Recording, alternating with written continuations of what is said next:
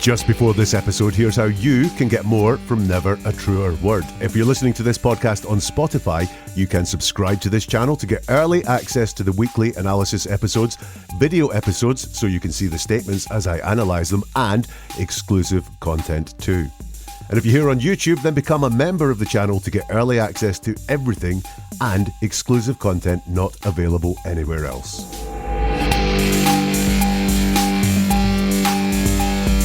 Hello and welcome to Never a Truer Word, where we look at the words that people choose to use to see if they're telling the truth, the whole truth, and nothing but the truth. And in this episode, we're going to look at the guy that supposedly blew up the Tesla Cybertruck outside the Trump Hotel in Las Vegas on New Year's Day. An attack supposedly carried out by a guy called Matthew Livelsberger. Did he do it? Maybe we will find that out in this episode as we examine some written communications that allegedly are from him. But are they? Well, that's what we're going to try and work out. So we've got a couple of communications. One of them is an email he allegedly sent to, I think, a podcast host or a YouTuber detailing why he carried out the attacks. The other ones are a couple of communications that have been released by law enforcement. So we're going to dig in to the words, to the statements, like we always do on this channel, and look at, are these authentic communications, first of all? If they are, what was the motivation that Matthew had? Or if they're not authentic, what was the motivation of the person behind writing these fake communications? Is going to be fascinating, because you will learn here how to spot a fake in communications like this, or how to spot something that is real. I think we will have a look and see something that is real. It's going to be a unique and new way of looking at a very current, true crime case. I must thank members of the Never a Truer Word Facebook group, which is where these communications first came to me, and I have lent on a lot of the comments and analysis that have been done in the Facebook group. So thank you to the members there for your comments. I hope you find your favourite ones that you've made in this analysis as we go through these communications word by word, sentence by sentence, paragraph by paragraph. And what are we looking for in all of this? Well, let's look for persuasion, first of all. So if someone wants to persuade us that something is true, i.e. if it's fake, they will try really hard to persuade us. If someone has got a motivation and maybe it's a false motivation, or so they want to say they're doing something good, but when they know they're doing something bad, they will try and persuade us about how good they are and how noble they are as well. So we're going to have a look at persuasion around the identification of the person and also the motive. We're going to look at ownership as well. How much ownership are in these words? Does the person really own what they're saying? In other words, do they believe what they're saying? And look, if these are supposed manifestos, then we're going to look for past troubles, but also future solutions. If it's a real manifesto, it's I did this to make this change, to change the future. So we'll look at that as well. Are you ready? Then let's have a look at the first communication. It's the one to the podcast. And it starts, in case I do not make it to my decision point or onto the Mexico border, I am sending this now. Please do not release this until 1 Jan and keep my identity private until then. Now, when we write a communication, the very first thing we say is our priority. It's the first thing that we want to get out of our heads. So the writer here, Matthew or whoever has written it, this is their priority, the first thing they want to say, which is this, in case I do not make it to my decision point. So kind of a bit of military lingo in there, and the fact that he wants to get to the Mexican border, do not release my identity. Bit of a weird priority. Is it about establishing identity with that military lingo to kind of say, hey, this is definitely from someone who was in the military, because it is known that Matthew Livelsberger is in the military. But this is the priority. I can't quite work out what the priority is. Also, there's no alternative. There's not, if I do make it, then do something else. There's no alternative given in this email as well. It's all focused on the kind of failure, the failure that we know that happened because this person didn't make it to the Mexico border. The other thing around communications is who is the audience. And this is normally set out very, very quickly. You think you get an email and it might have your name at the start of it, or it might be a team you're part of. So it's like, hey guys, or something like that. Other times the audience isn't set out explicitly at the start of a communication. You kind of have to work out who it is. And this is obviously the audience, the intended audience is basically just the person that's receiving the email there, because it's very personal requests to them. That part at the end, please do not release this until 1 Jan and keep my identity private till then. So this is all about identity. So I think potentially I said, is this all about establishing identity at the beginning, which is why they've used the military sort of jargon in there around decision points, and 1 Jan looking like a kind of, well, apparently it's not quite military, that 1 Jan around the date, but it wants to look military. And then it does mention keep my identity private until then. But this is interesting because I think this is a little bit of overkill. Do not release this until 1st of January and keep my identity private until then. Just too much about this is a very secret thing that I'm sharing with only you, and you can only release it on the 1st of January and keep my identity private until then. Overkill there, I think. Then the communication continues. First off, I am not under duress or hostile influence or control. My first car was a 2006 black Ford Mustang V6 for verification. This part starts with first off. But it's not first off, it's the second thing that's been said. The first thing was around all this in case I do not make to my decision point. So interesting there that first off is actually the second thing there. So bit of confusion as we go here. This is maybe first off of the things that I want to get across here. I am not under duress or hostile influence or control. That's the stated priority. Now, I think the priority is actually this convincing of the identity. I'm in the military and my identity is quite secret. I don't want it released until the 1st of January. But the stated priority is saying I am not under duress or hostile influence or control. Again, bit of drama going on here now, isn't there? I'm not under duress or hostile influence or control. My first car was a 2006 black Ford Mustang V6 for verification, is how that continues. Is that any kind of verification? You haven't even told us your name yet. So what are we supposed to do? Find everyone whose first car was a 2006 black Ford Mustang V6 for verification. Again, this is about identity. So they're really going in this theme of who they are, who their identity is, even though it's all quite vague. It's not, here's my name, and you can check out that this name is registered here with the military, or you can find out my citations here, or anything like that.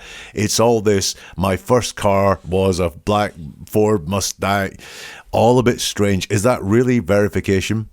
The communication continues. What we have been seeing with drones is the operational use of gravitic propulsion systems powered aircrafts by, most recently, China in the East Coast, but throughout history, the US. Only we and China have this capability. Our OPEN, or open location for this activity, is in the box below. Now, he's gone straight into that in the writing here. No setup, so no my cause is, or the reason that I'm doing this, or I need to tell you about this. It's just whoomp, straight into this. It feels very rushed. This is the stuff that the writer wants to get into here. All this stuff around drones, the propulsion systems, that China have had them, the US have had them. It's just very, very quick, but also it doesn't flow. I had trouble reading that out.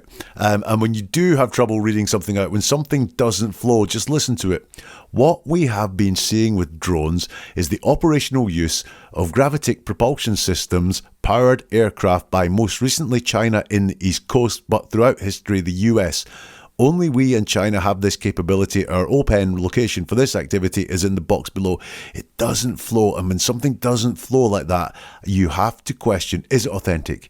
Because when we are talking about things that we understand, when we're talking about things we've experienced, when we're talking about things we've got a lot of knowledge of, it tends to flow. But this is very, very clunky. In the Facebook group, someone pointed out as well, they talk about these aircraft being used by, most recently, China in the East Coast, but throughout history, the US now. The phrase we'd expect to hear is on the East Coast. So most recently by China, on the East Coast, but this is in the East Coast. So even was this writer even American, because they are not using the term that you would expect. Now, this doesn't mean, this one word doesn't mean that we've got a fake going on here, but it does suggest to us this is not someone who's really comfortable saying what they are saying. It goes on. China has been launching them from the Atlantic from submarines for years, but this activity recently has picked up. As of now, it is just a show of force, and they are using it similar to how they used the balloon for SIGNT and ISR, which are also part of the integrated comm system. There are dozens of those balloons in the air at any given time. Now, he's given us lots of facts here, but he has not told us how does he know any of this. He's just trotting out things. Could be facts, could be a whole load of bull, but there's nothing solid to back this up. And how do you know this? Why do you know this? What's your experience? There's nothing there to tell us any of that whatsoever. Another one from the Facebook group noticed that the SIGNT and ISR parts of this are in lowercase, whereas later on we will see a whole load of acronyms all in uppercase for some reason. Interesting oversight, interesting mix. Was it all written by one person, or was it written by two people? Because certainly they are using the uppercase acronyms absolutely everywhere, apart from here where they are both in lowercase. There's mentions again for China. There's mentions for launching them from the Atlantic. I think that's either the balloons or the drones. And talk about balloons again. Just count the talking points that are there. The things that get some people going crazy on social media. The strength of China, the balloons, the drones. These are things that get a lot of people talking a lot on social media. No inside knowledge though, is there in that? You know, I know that China has been suspected of launching drones on the east coast of America. I certainly know a lot about the balloon from China. So lots of these very famous talking points, but maybe no inside knowledge. More from this communication now. The so what is because of the speed and stealth of these unmanned AC, which I think stands for aircraft. They are the most dangerous threat to national security that has ever existed. They basically have an unlimited payload capacity and can park it over the WH, which I think is White House, park it over the WH if they wanted. It's checkmate. So we have some big things going on here, which is that these are the most dangerous threat to national security. They have an unlimited payload capacity. They can park it over the White House if they wanted. It's checkmate. They are turning the stories up here to 11. And this, I think, is a need to persuade and a need to get attention. So it's moved from quite mundane stuff around the balloons that we all observed and the drones that we've all observed. Maybe the drones weren't mundane, but we all observed them. And now they've turned it up to 11 by saying it's the most dangerous threat to national security. There's unlimited payload capacity, which can be parked over the White House. It's checkmate, i.e. it's basically over. I think here we've got this need to persuade and to get our attention with what is being said. By the way, they basically have an unlimited payload capacity. Basically means they don't. It means close to, but they do not have an unlimited payload capacity. It is admitted there. Only basically have that. The US needs to give the history of this, it continues. How are we employing it and weaponizing it? How China is employing them and what the way forward is. China is poised to attack anywhere in the East Coast. Now, we've got that repetition of in the East Coast, not on the East Coast again. But by the way, now we're getting to the nitty-gritty of what is going on here. Because remember, it was the biggest threat ever to national security. And with this biggest threat ever to national security, what is this person demanding? Give us the history.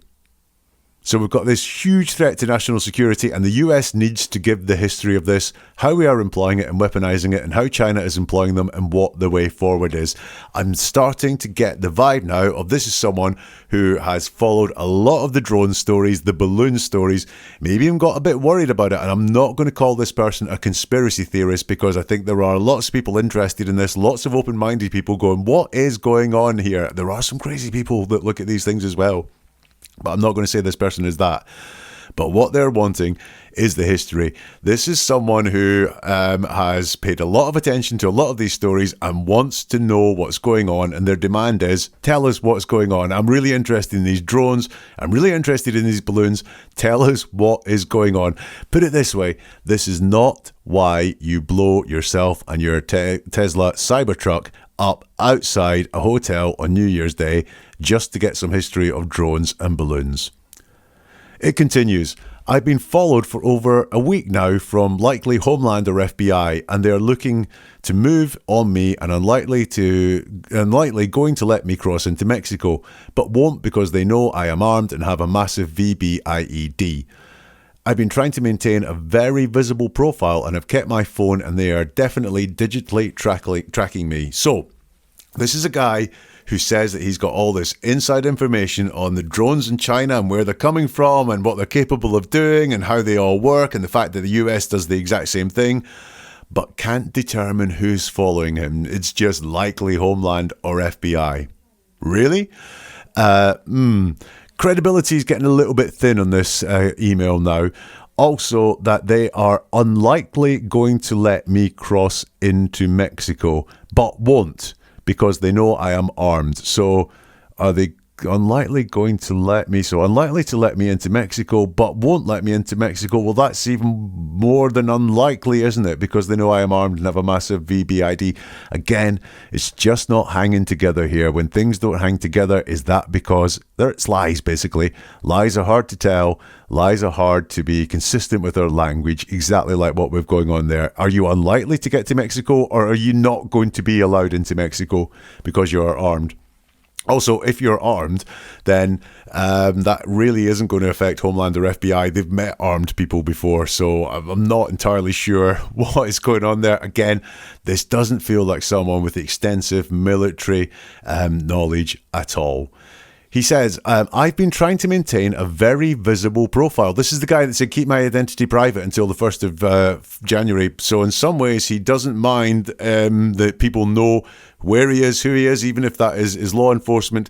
But he wants his identity kept private till the 1st of Jan. We've got a contradiction there. Again, contradiction, something that I think just ebbs away at any credibility that this has. We've got a long passage here. I have knowledge of this program and also war crimes that were covered up during the airstrikes in the Nimruz province in Afghanistan in 2019 by the admin, DOD, DEA and CIA. I conducted targeting for these strikes of over 125 buildings. 65 were struck because of CIVCAS that killed hundreds of civilians in a single day. USFORA continued strikes after spotting civilians on initial ISR. It was supposed to take 6 minutes and scramble all aircraft in CENTCQM. The UN basically called these war crimes, but the administration made them disappear. I was part of that cover-up with USFORA and agent of the DEA, so I don't know if my abduction attempt is related to either. I worked with Jen Miller's 10 staff on this as well as the response to Balag Mugrab. AOB/S commander at the time can validate this. Wow, quite a lot there. You'll notice, if you can see it, that all the acronyms are in uppercase, unlike those other military ones that we saw earlier. Is this the work of two different people, or is this some copying and pasting going on? I don't know. That passage starts off by saying, I have knowledge of this program. Which program? Because they spoke about two programs earlier, China's program and the US program, and actually two programs of China, because there was the one around the drones and there's one around the balloons as well. But all of a sudden, this is boiled down to this program. And they say, I have knowledge of this program and also war crimes that were covered up during airstrikes. So this is, I have knowledge of war crimes that were covered up during airstrikes, which is kind of interesting, because actually, do you have knowledge of these war crimes? Are you part of them? Because you were saying you were part of them. You conducted targeting for these strikes, and I was part of that cover-up with USFORA. So again, the language is not hanging together. I have knowledge of war crimes. Actually, I was part of them. I was part of a cover-up, and I was part of the targeting. So you've got more than knowledge. You were actually part of these things. We've got the word basically appearing again, though. The UN basically called these war crimes, which says the UN didn't call these war crimes, but some spin could be put on it to say the UN basically called these war crimes. We do have something strange here. I do not know if my abduction attempt is related to either. Doesn't say what abduction attempt they are talking about. They have said they're being followed by likely Homeland or FBI, but they haven't said that they've tried to be abducted. This is just, boom, come out of nowhere. And then we've got all this verification again about the AOBS commander at the time can validate this. Again, according to someone who is familiar with this, a lot of this is public knowledge. So again, we're getting nothing unique from this. We're getting no inside information from this at all. Certainly nothing that is verifiable.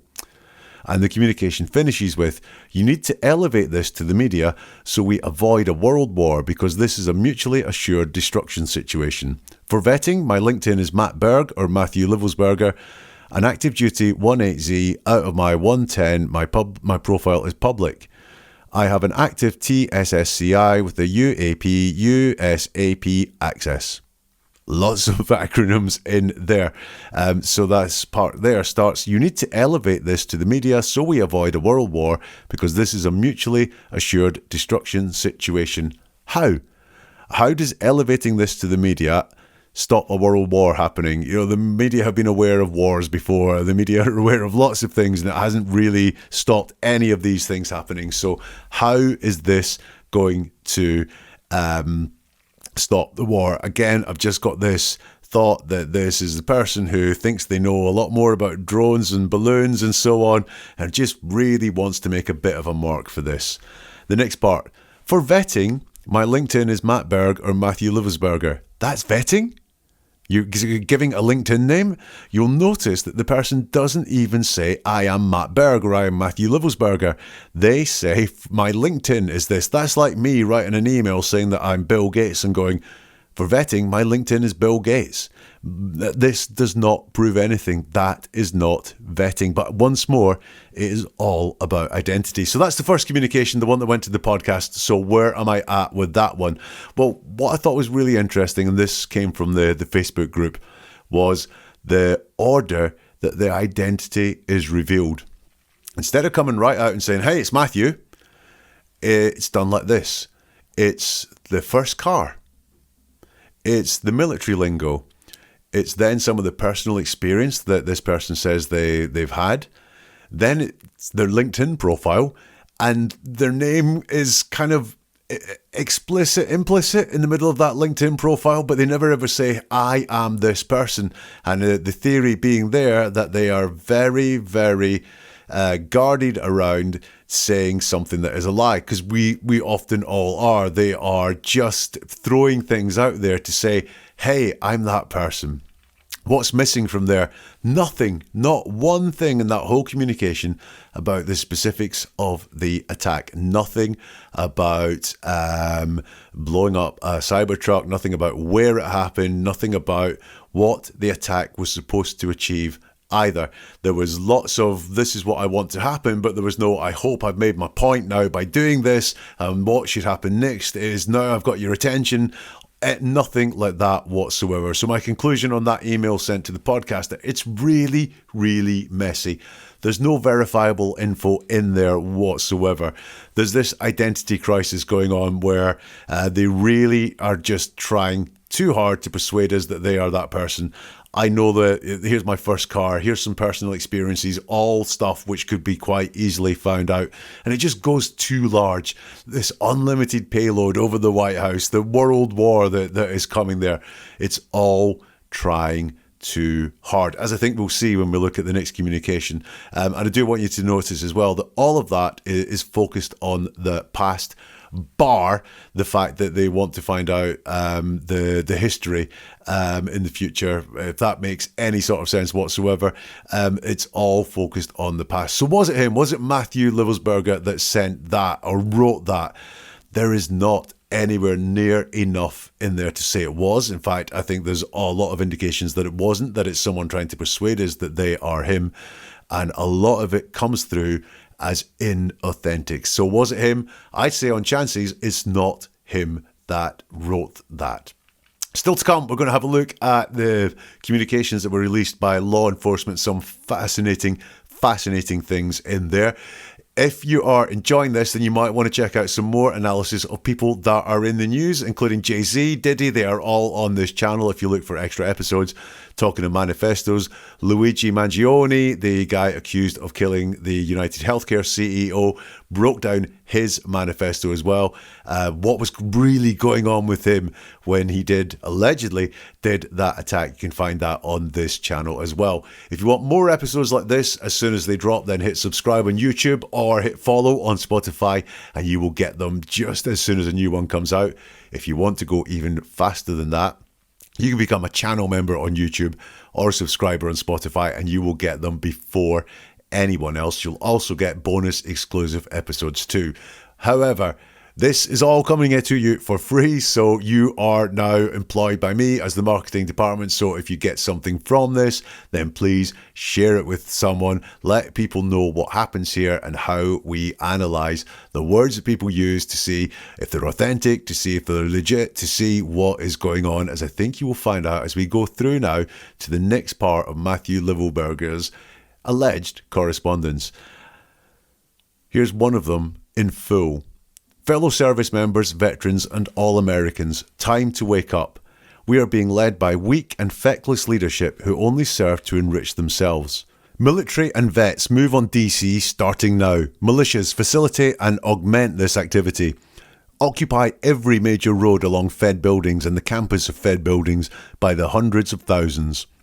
Lock the highways around down with semis right after everybody gets in. Hold until the purge is complete. Try peaceful means first, but be prepared to fight to get the Dems out of the Fed government and military by any means necessary. They must all go, and a hard reset must occur for our country to avoid collapse. MSG Matt Livelsberger, 18Z, 10th Special Forces Group.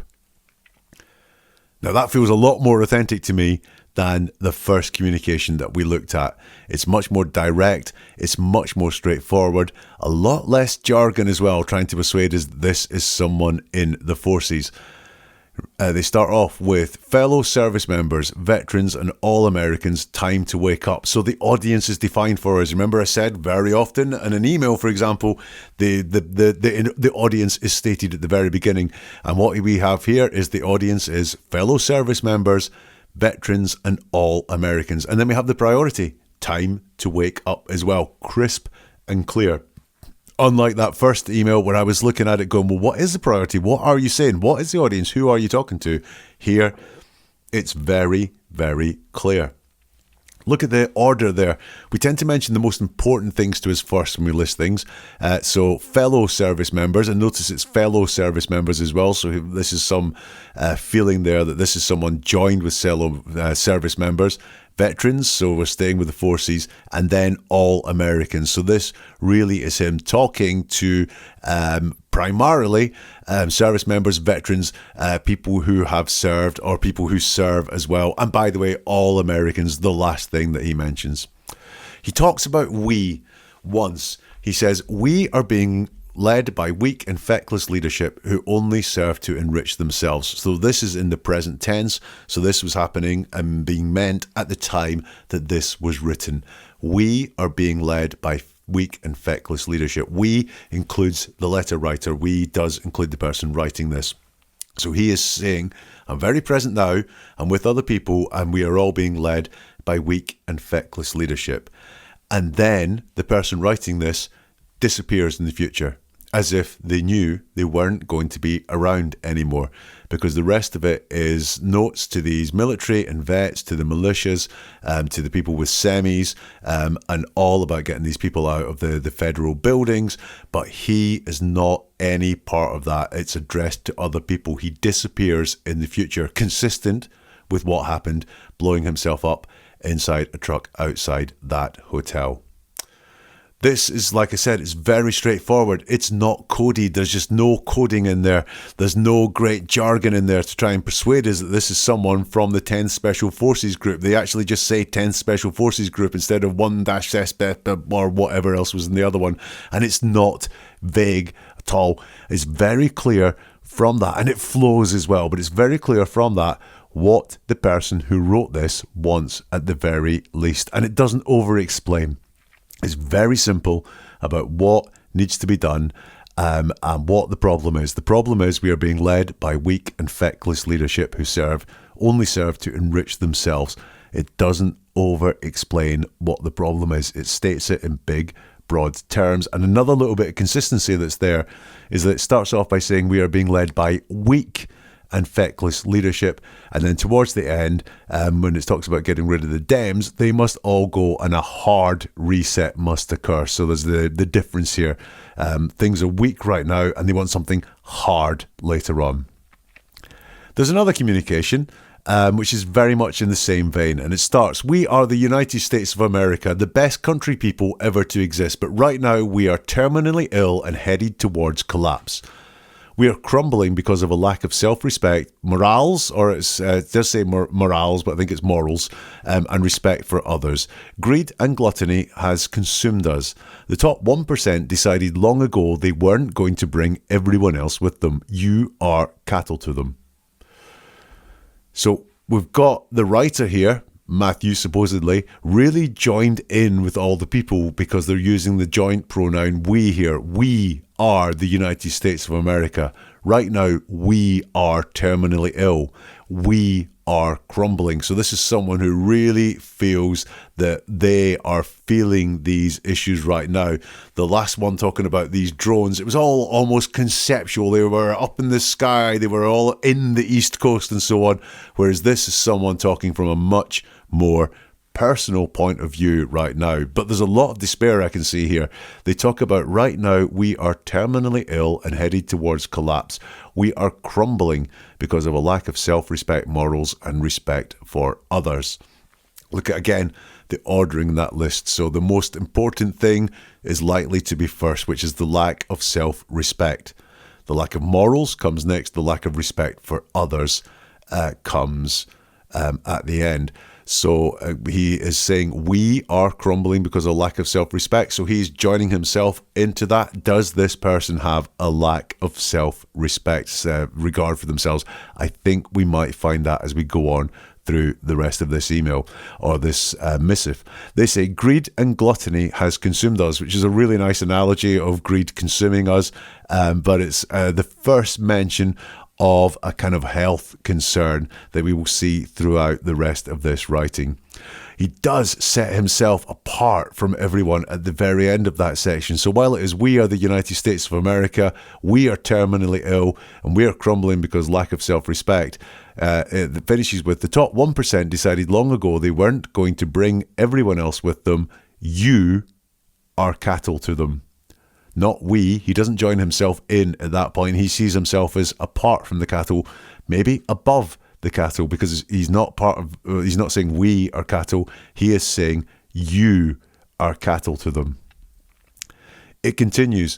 We have strayed from family values and corrupted our minds, and I am a prime example of having it all, but it never being enough. We have strayed from our family values and corrupted our minds, and I am a prime example of having it all, but it never being enough. So he's back on we. So you are cattle, but now he's back to being part of the conversation here. We have strayed from family values.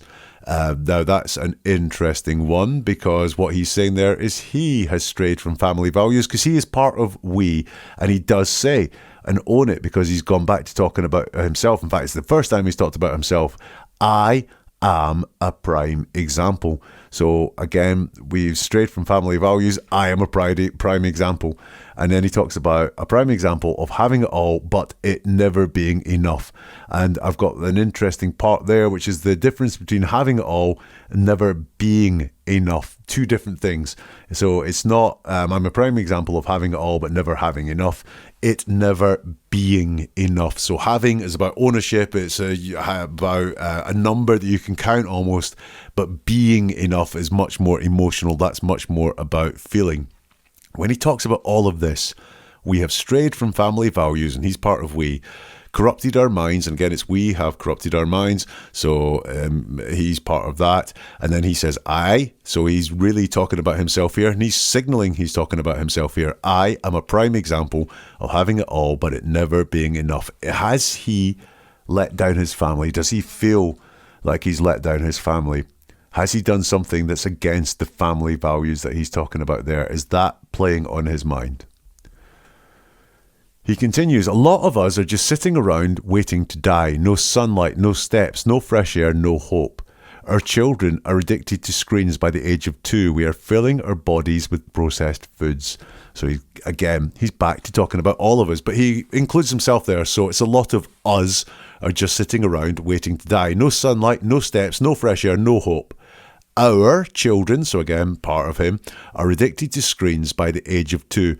We are filling our bodies with processed food. Now that all is quite bleak. We are sitting around waiting to die, no sunlight, no steps, no fresh air, no hope. It's quite bleak here. Our children are addicted to screens and we are filling our bodies with processed food. It's really, really bleak there. It continues, our population is too fat to join the military, yet we are facing a war with China, Russia, North Korea and Iran before 2030. We've got a bit of a health theme going on here. We had the terminally ill earlier, people about to collapse, talking about greed and gluttony. He was also talking about no steps, no sunlight, no fresh air. We really have a poor health theme going on here, and it's continued with our population is too fat to join the military. So is this written by someone in poor health or worried about their health, maybe not as fit as they used to be or as healthy as they used to be? Or is it an ill family member playing on their mind? But certainly poor health is a theme that is going on here. He also talks about the fact that we as a country are facing a war with China, Russia, North Korea and Iran before 2030. Now, remember, he talked about how bleak things were at the moment. He's really showing despair about now, about the present, when he was writing earlier. Right now, he's writing about the future, so 2030, and we're facing wars. He's got despair about the future in this part as well. That, I can't diagnose, but that is very much sounds to me like depression. Someone who is gloomy and despondent about what's happening right now in their life and has very little hope or a lot of worry or a lot of anxiety about the future. The writer continues, we must take these actions if we are going to make it past the next few years in one piece. And they're going to outline what the actions are. But what I noticed here, once again, we've got we. We must take these actions if we are going to make it past the next few years in one piece. Now, if you're someone that doesn't believe that Matthew Livelsberger wrote this, or someone that doesn't believe he did the Cybertruck attack, then this might be worth paying attention to, this part, because this is future focused. So this is about making it through the next few years. And he includes himself in it. If we are going to make it through the next few years in one piece, we must take these actions. Interesting. It's the only thing I can see that we've seen so far that would say to me this might not have been written by someone who was intending to blow themselves up outside a hotel in Las Vegas on New Year's Day, because they've joined themselves, using the pronouns we, with actions that must be taken if they, including this person and everyone else, are going to make it past the next few years in one piece. That all includes him. These are the things, these are the actions that the person wanted to take. We must end the war in Ukraine with negotiated settlement. It is the only way. Focus on strength and winning. Masculinity is good and men must be leaders. Strength is a deterrent and fear is the product. Weeded out those in our government and military who do not idealise number 2. The income inequality in this country and cost of living is outrageous. The number of homeless on our streets is embarrassing and disgusting. Have some pride and take care of this. Stop obsessing over diversity. We are all diverse and DEI is a cancer. Thankfully, we rejected the DEI candidate and will have a real president instead of Weekend at Bernie's. Now that is a manifesto. Unlike what we saw earlier, which is give us a history of the drones and alert the media, that is a manifesto. That is someone saying what must happen, what must be done to make things better. Some things I want to look at inside that manifesto. The part, focus on strength and winning. Masculinity is good and men must be leaders. Strength is a deterrent and fear is the product. And then weeded out those in our government and military who do not idealise number 2. And I think by number 2 they mean that point, which is focus on strength and masculinity is good. Is this written by someone who has problems with women? and someone who has problems with power, and potentially both, someone who has problems with women in power.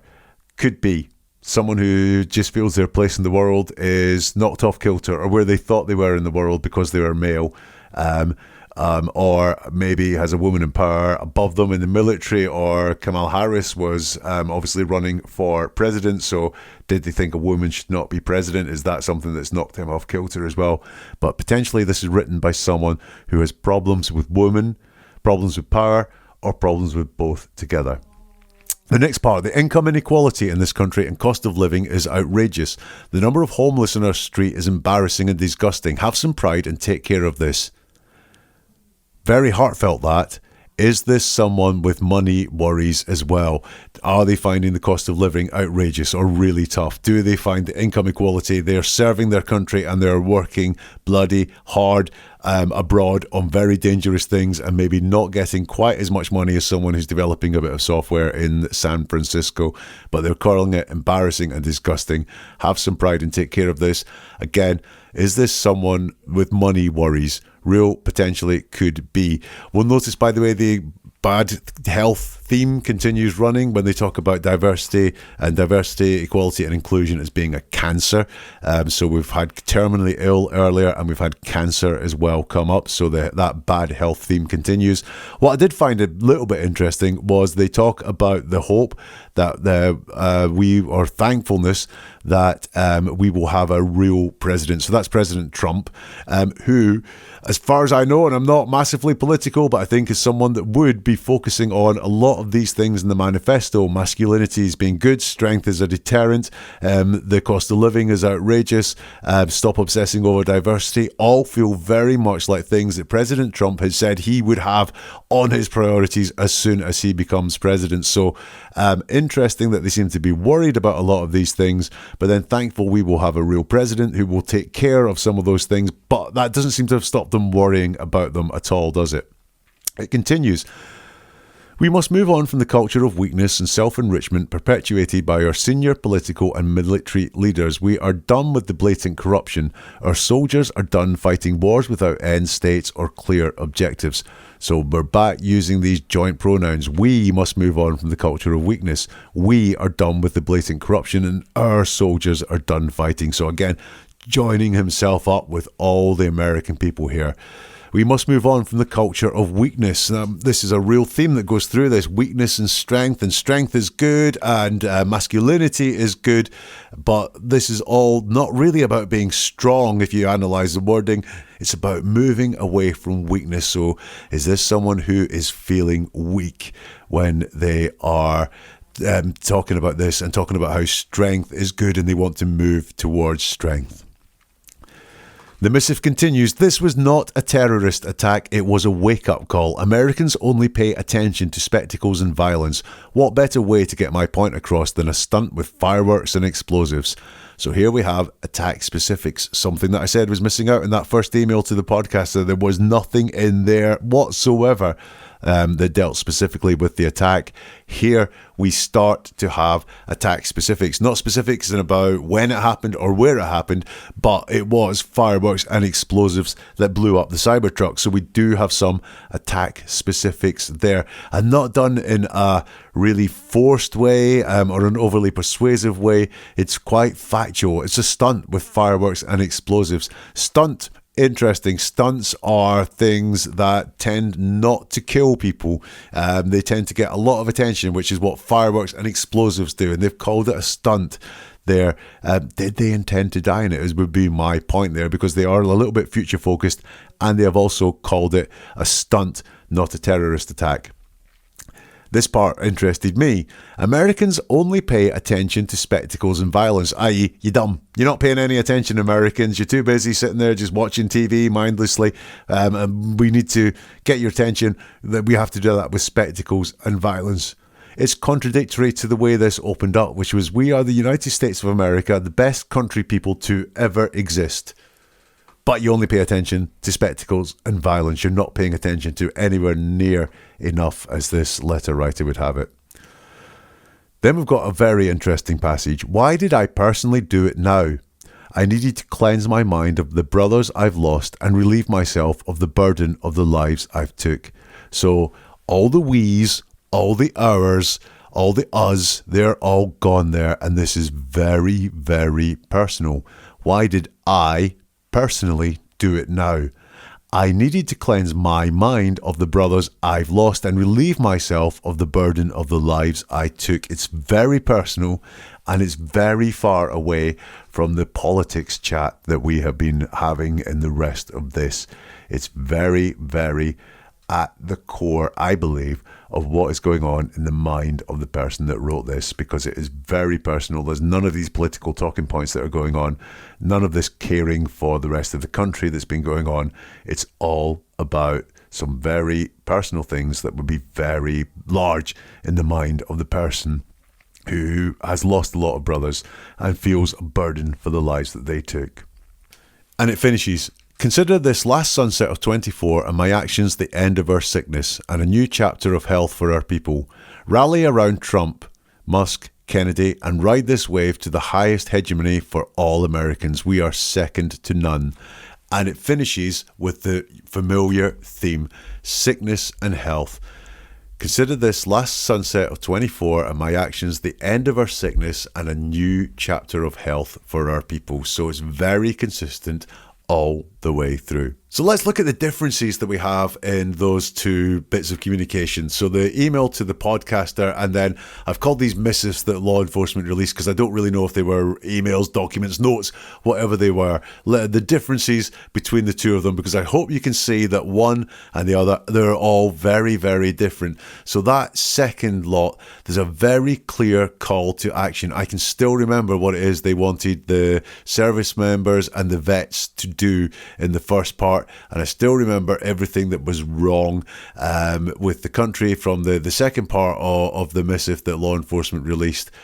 Real better future focus in the second ones as well, about how America could be a better country if it took care of some of its problems, and very clear about what needed to happen. So it was, if this attack happens, the world could be a better place if you just listen to me. I've got your attention through my explosion.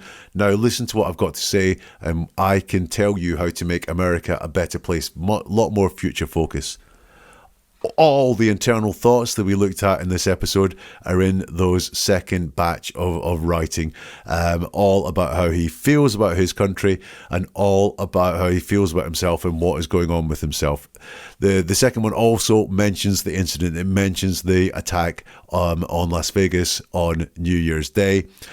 Definitely a sense that he cares about his country in the second ones as well. So while the first person, they didn't really care about their country, they were just interested in what's going on with China and drones and balloons and something like that. It was a very selfish interest in something that interested them, I think, rather than the other one, which came from someone who really did care about their country. And consistently all the way through those second letters or emails was a dislike of the Democrats, of democratic politics and so on. It was all very consistent all the way through that. So listen, the question we want to know is, was it him? Was this Matthew Livelsberger that wrote that? Well, it all fits. I can't say, I wasn't there when it was written, but it certainly all fits. And so if it was him, what's the motivation? You might say the motivation is to get the Democrats out of the federal buildings and to start having some more strength in our politics in our country. But I'm not so sure, because coded within all of that were repeated mentions of just general issues that affect people in the country, in the world all the time. This was written by someone personally unhappy, mentioning terminal illness and cancer in the country heading towards collapse. I think someone with family issues going on, whether that's one-to-one personal relationship issues on the wider sense of family. Someone, I think, with money issues, I think that came out as well. Someone with mental issues, the burden that they have in their head around knowing so many people that have died and also taking so many lives themselves. Someone with health issues, maybe not health issues personally themselves, but do they have a parent or a close relative with a terminal illness or cancer, because those things came up. And someone who wants significance. They carried this out because They kind of feel like they've had enough of this life and wanted a bit of significance to change things. So was it him? I think this was, whether it was Matthew Livelsberger or not, I think that could very well have been written by the person that exploded the Tesla Cybertruck outside the hotel in Las Vegas on New Year's Day. And the motivation, while they might want to say they were doing it to make America a better place, I think this was someone dreadfully unhappy at the time that they wrote that with their place in life. What do you think? Do let me know. You can get in touch on neveratruerword.com, because there you will find all the details of how to get in touch on social media.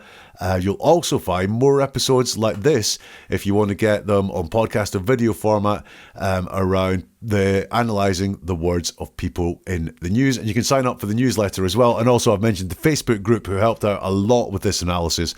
You can find out how to join that as well at neveratruerword.com. We'll see you soon for something new from Never a Truer Word.